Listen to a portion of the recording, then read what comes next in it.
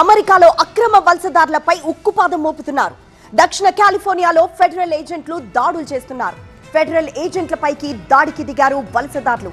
రణరంగంగా మారింది వెంచూరా county. నిరసనకారులను నిర్బంధించారు federal ఏజెంట్లు.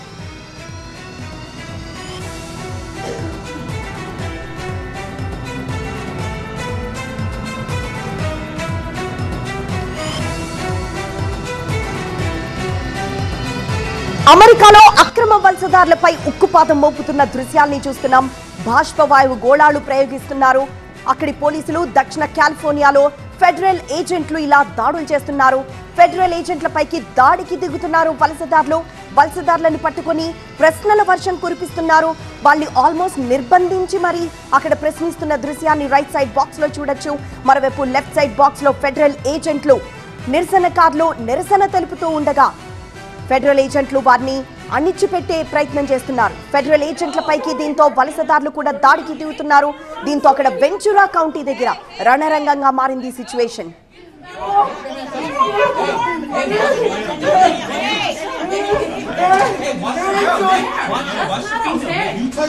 I'm just telling you.